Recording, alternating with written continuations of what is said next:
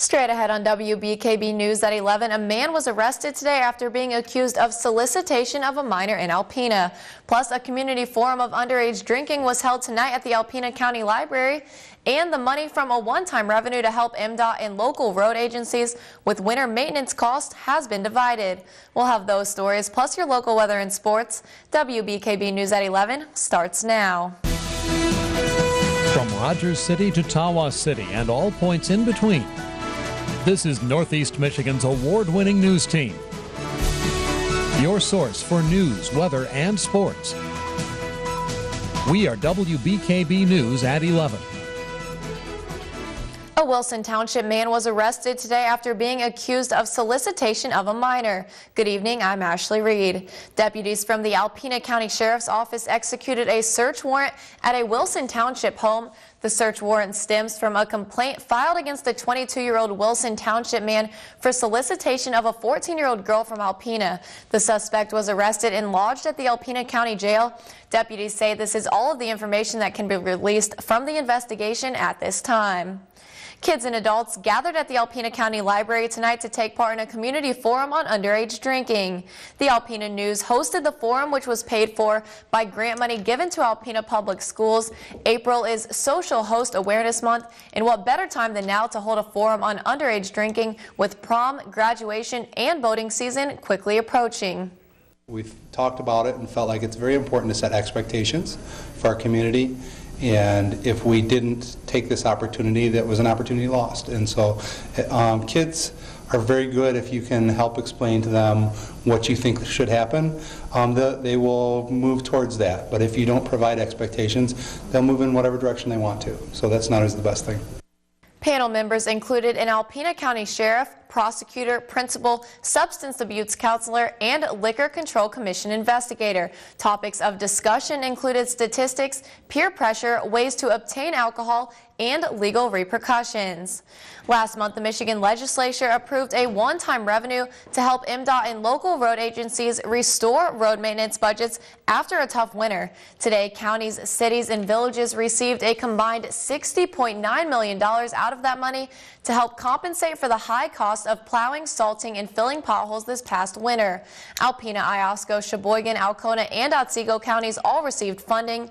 Alpena County received nearly $200,000. This winter was a lot more difficult than we've seen in the past as far as the amount of accumulations that we've seen. So this will come a long way to covering our costs for the entire year, which also includes next November, December. How much a county, city, or village receives in funding depends on several factors, including road mileage and population. All counties who received portions of the $60.9 million must use the money for winter maintenance costs and not for things such as administration, overhead, or other indirect costs.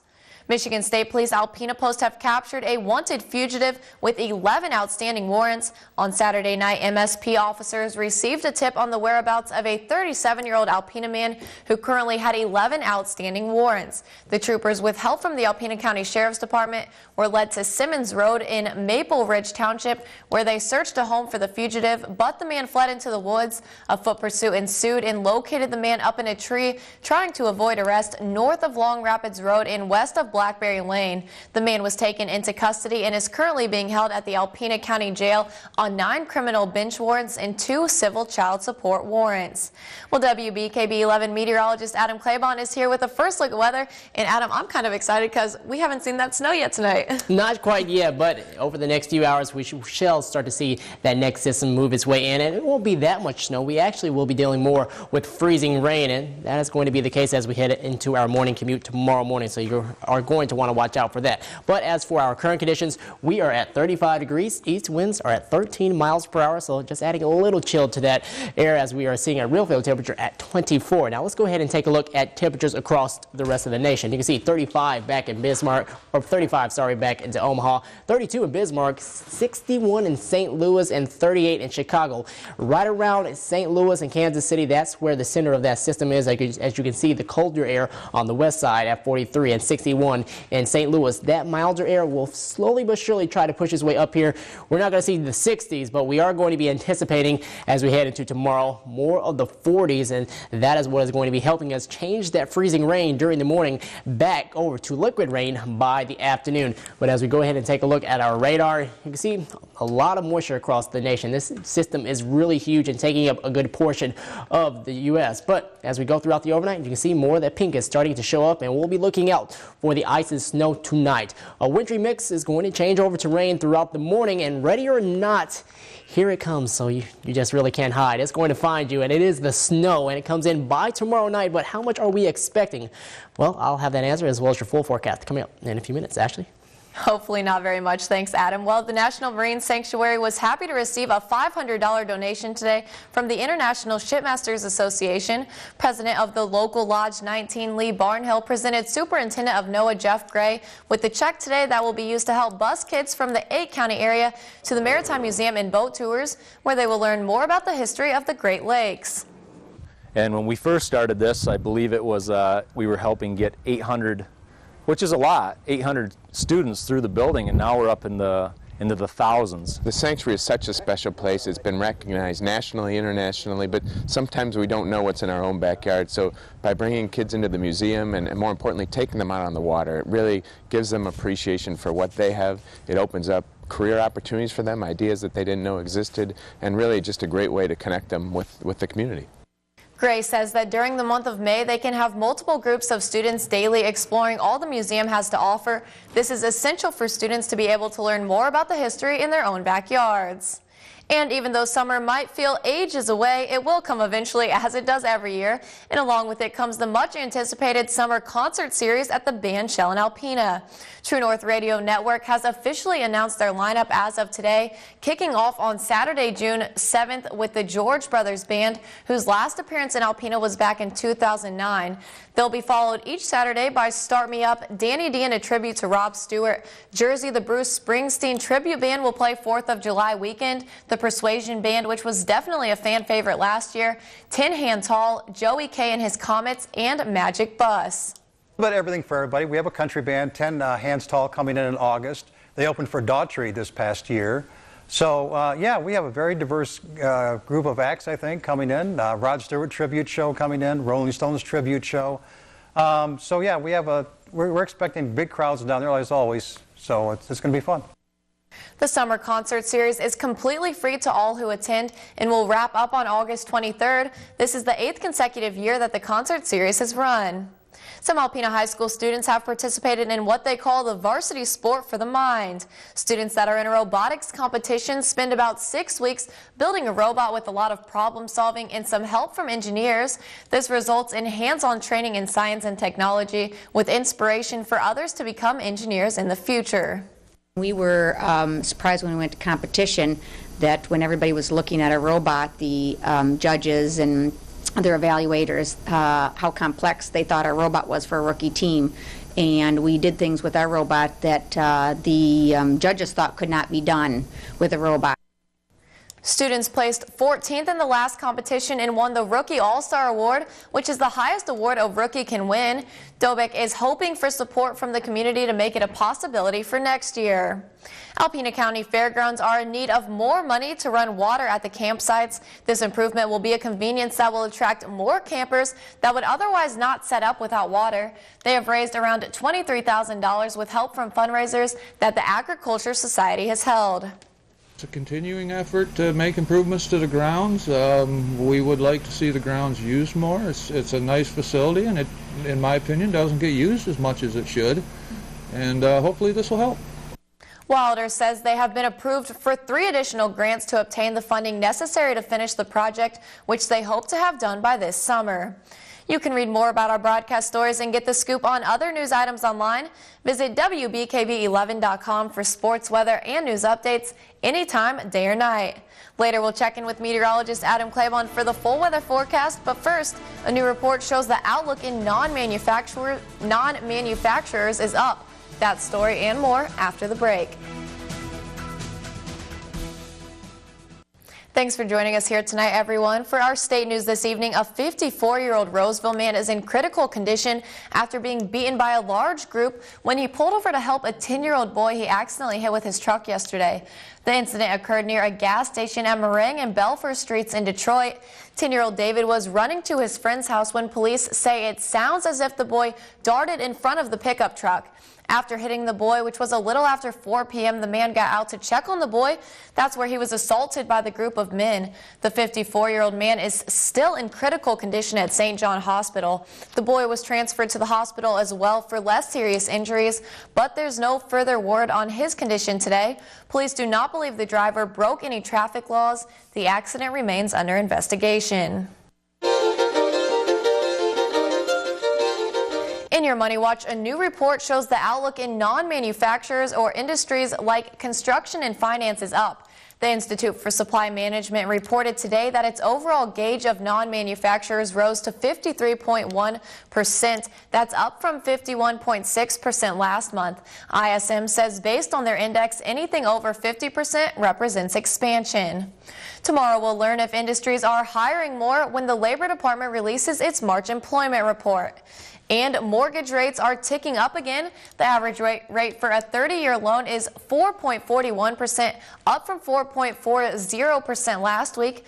The average for the 15-year mortgage increased to 3.47% from 3.42%. Mortgage rates have risen almost a full percentage point since hitting record lows about a year ago. There's more to come on WBKB News. Shannon McGrath will be in with the latest news in sports. But first, Adam Claiborne is next with your full weather forecast. Stay tuned. Welcome back, everyone. Meteorologist Adam Claiborne has been keeping an eye on the weather for us. Adam? Okay, thank you, Ashley. Let's go ahead and take a look at our radar and our satellite. You can see just behind me how large this system is. A lot of rain just to our south. It goes all the way down through Ohio and even back into Illinois. And then there's snow as you go back here to northern Wisconsin and throughout the UP. All this will begin to fill in throughout the overnight, and we'll see more of this pink stuff. Haven't really seen it fall to the ground yet, or if we have seen it, it's just been a few little speckles, but it's not going to be until after midnight, maybe around 3 a.m. to 4 a.m. that we'll start to pick up the intensity of this precipitation, and then it will all start to fill back in. Now let's go ahead and take a look at what were our high temperatures for today. 35 in Atlanta, 34 in Harrisville, and 34 in Onaway, so a little chilly, about good 10 degrees below average, and well, temperatures haven't really moved that much from those numbers. 34 degrees in Tawas City, sitting at 33 back in Atlanta.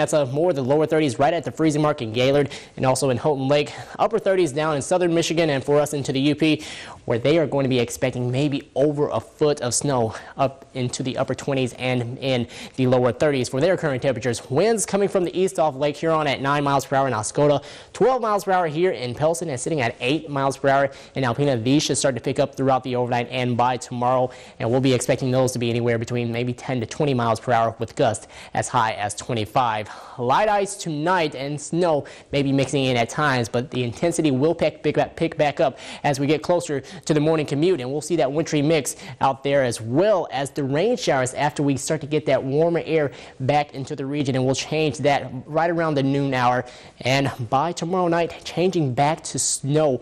So we're not going to get rid of the wintry precipitation quite yet. It looks like winter is holding on for dear life, but tomorrow will be a very chilly one for us. Winter advisories, we do have a winter weather advisory in effect for all of our counties except down in Aranac County, and this is from 5 a.m. tomorrow morning until 12 p.m. tomorrow afternoon, and 12 p.m. will be the time period that we'll start to see that transition between the freezing rain and the rain, but we could see up to 1/10 of an inch or maybe even 2/10 of an inch of freezing rain. That is a possibility, but it does look to be very slim. It'll just depend on how quickly we can get saturated and start to see the rain fall. But this area of low pressure, as we show this to you, it will start to strengthen as it goes farther off towards the east, and we're seeing that the snow will be on the northern side. It will be into this mixed precipitation batch, and by tomorrow we'll see more of that by the early morning before changing over to rain. You can see just below, though, they will be dealing with severe weather, and then colder air will start to filter in behind it, and you can see that stripe of snow that goes all the way back down into southern Wisconsin. That will eventually make its way towards us by tomorrow night. But Sunday is going to be absolutely beautiful with area of high pressure in control. Highs making their way back to the upper 40s and the 50s as the chillier air actually stays a little farther off to the north. but Saturday still will be a chilly one for us. And as we take a look at Futurecast, you can see by 5 a.m. tomorrow morning, that freezing rain starting to make its way in. It's going to be very light at first, but it will start to really intensify, as you can see by the darker pinks. That will be the heavier freezing rain, but just as fast as it comes in, it heads out of here. We'll be expecting rain by the afternoon. Snow showers really do start to filter in behind that, and then by later on tomorrow or Saturday afternoon, skies will start to dry out, and Saturday night we will clear out. 29 degrees, wintry mix late, east winds at 15 to 20 miles per hour. Tomorrow still seeing those very gusty winds with the freezing rain early, but then starting to see just local rain by the afternoon. 44 in Mile, 42 for a high in Atlanta, and 47 for a high in Oscoda. Taking a look at tomorrow night, that's when the snow does return, and we'll see winds anywhere between 10 to 20 miles per hour, and lows are right around the lower 30s and the upper 20s. Looking at our day planner, lower 40s for afternoon highs, and taking a look now at our extended outlook, upper 30s for highs with a slight chance of snow on Saturday before really clearing out on Sunday with a high of 48. I wouldn't mind just skipping to Sunday. Thanks, Adam. Now it's time for today's photo of the day. Today's photo was sent in by Randy Corwin. Randy sent us this photo of last night's sunset on the Thunder Bay River. It's so nice to see the ice gone in that water flowing again. The reflections on the water are absolutely beautiful. Thanks, Randy, for sending this photo to us. If you have a photo you would like to send us, email a photo along with a short description to news@wbkb11.com. Coming up on WBKB News, there seems to be a simple reason why many people with high blood pressure don't respond to traditional treatment. More on that up next in your Health Watch. Welcome back, everyone. In your Health Watch tonight, a new study is providing reassurance for women who undergo fertility treatments. Federal researchers found no increased risk of breast cancer for women who took the drug Clomid while trying to conceive. The long-term study looked at 12,000 women for more than 30 years. 1 in 4 high blood pressure patients are not taking their medicine properly. That's according to a new study in the journal Heart. Researchers analyzed urine samples of about 200 patients. They found 10% weren't taking their medicines at all. The authors say the results are shocking because many of those patients were assumed to be resistant to the drugs and were advised to undergo further costly treatments. And children with eczema will likely have the skin condition for the rest of their lives. Researchers from the University of Pennsylvania looked at children from the time they were toddlers until their mid-20s. They found at every age more than 80% had symptoms or were using medication to treat the condition. It was not until age 20 that half of the patients reported at least one 6-month period where they didn't experience symptoms. And in national news, a longtime fixture of late-night television is hanging up his hat. David Letterman announced his retirement, much to the surprise of fans. CBS's Jerica Duncan got their reaction.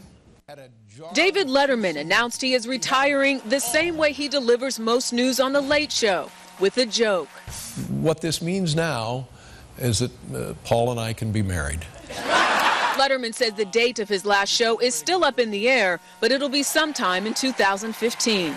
It's more than just the humor. He's also a great person. His retirement will cap off a legendary career. Letterman started his late-night hosting gig on NBC in 1982 before moving to CBS 11 years later. If we're not back, somebody lock up, all right? Letterman has done more than 4,000 shows for CBS from the Ed Sullivan Theater. He even noted he spent roughly half his life behind the desk.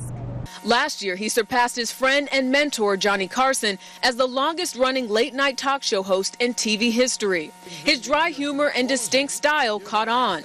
He could say something with a deadpan face, and it's very funny. The audience got to know his mom, Dorothy, and also shared in Letterman's personal ups and downs. I have had sex with women who work for me on this show.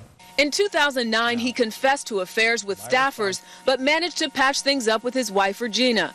Years earlier, he survived emergency heart surgery. Letterman's departure leaves a hole in CBS's late-night lineup. CBS President and CEO Les Moonves says there is only one David Letterman. Thank you. Thanks to everybody. Jerica Duncan, CBS News, New York. David Letterman celebrates his 67th birthday next week. He says he'll have more time to spend with his family. His 10-year-old son joked, which part of the family? Well, sports is coming up next, and Shannon McGrattan is here with a preview. Shannon?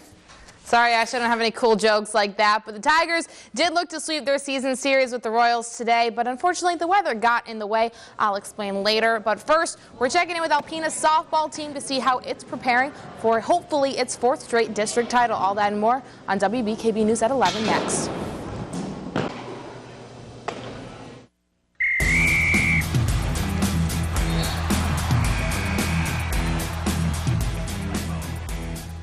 Winning is something the Lady Wildcats have strived for each season, and with 3 straight district titles under their belts, it seems as though they've found their rhythm. This season, the Cats look to add to their trophy case by winning their first regional title since 2008, a goal that is forcing Alpena to focus more on the distant future. Last year, the squad graduated a handful of players, giving the Wildcats a younger team with only 1 senior. During practices, Alpena puts its team motto to work by giving 110% in every aspect of the game, ensuring it continues its district winning streak with the importance of team in the back of these talented Cats' minds. Everybody shares their knowledge and teaches each other their skills, and we talk a lot about a player may be strong in one area and maybe not so strong in another. There's a lot of sharing and understanding their roles and their strengths and weaknesses. We don't see each other as like this player and that player and you're a center fielder and you're a right fielder. We see each other as a team, and that our goal is just to work together and accomplish it together. When one person's down, we're always making sure to bring them back up because we are a family and we cannot be a team without each other. Like many other schools, Alpena is forced to practice inside, but the Cats have found the silver lining in this preseason action that makes them even more anxious for the regular season. The most successful years that we've had is when we've been stuck in the gym for the longest, because you get to work on the basics. You get to work on their footstep and snapping down your throw and just simple things that you normally just skip over because you're outside right away. Heading west on 32, Hillman has been able to practice outside after falling to Posen in the first round of playoffs last season. 3 years ago, the Tigers won their district. However, the ladies have never been able to take a regional title, causing this year's lineup to buckle down on its game-to-game goals. This year, many players are learning new positions after graduating 3 seniors. However, with the confidence the Tigers have developed, coaches and players believe their abilities will do the talking. We lost pretty much our whole infield, so we're going to be young out there, but they're good ball players, they're good athletes, and they're really picking up where we left off last year. We're on the same basis and we're on the same page, and we work well together, so it's easy for gameplay. Most all of us played basketball together and volleyball. There's a few that didn't play volleyball, but most all of us have played every sport together, so we have a good chemistry. Helping the Tigers cover all the bases while getting used to these less desirable conditions. It's interesting because sometimes you'll be in the field and your feet get stuck, and that you just have to work with it because it could happen in a game. So you just have to be able to adapt to any kind of weather situations. Even getting used to the cold weather, because our first half of the season is cold, is really helping us, I think, and will help us in the first couple games. Down at Comerica Park, the Tigers were looking to sweep their first season series with the Royals, but the weather got in the way, postponing the matchup to another date. After its first 2 games, Detroit is undefeated, winning both contests in the final minute. On opening day, Alex Gonzalez drove in Tyler Collins for a 4-3 victory, while yesterday Ian Kinsler singled in the 10th for his 3rd hit of the game, allowing the Tigers to top the Royals 2-1. American League Cy Young Award winner Max Scherzer made his season debut yesterday, pitching 8 scoreless innings with 7 strikeouts. Anibal Sanchez, who was scheduled to start in today's game, will pitch first for Detroit tomorrow when it welcomes Baltimore at 1:08. The Tigers also have afternoon games scheduled for Saturday and Sunday. So we didn't have bad weather up here today, but apparently Detroit just had rain. Lots of rain down south. I'm sure Adam explained to you earlier we're probably going to be getting that tomorrow. So hopefully Detroit won't have that so we can get baseball back in action, because I'm so excited for spring season to be here. It needs to feel like spring now. Exactly. And hopefully the high school teams can start their games next week. Fingers crossed all the fields will be cleared with no snow on the ground. Perfect. Well, thanks, Shannon. Coming up next on WBKB News, meteorologist Adam Claybon will be back with one last look at weather.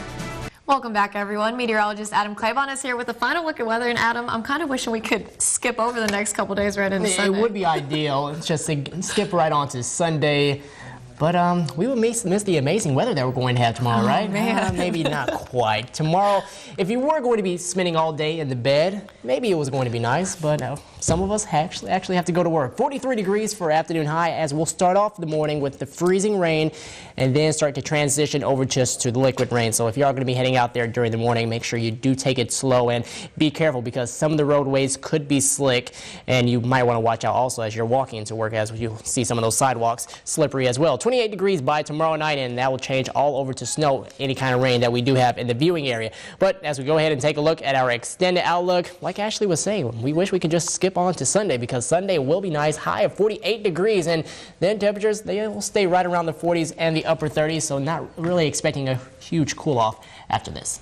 All right, so like Adam said, everyone be careful if you're especially driving to work or getting to school early, because there might be that chance of ice.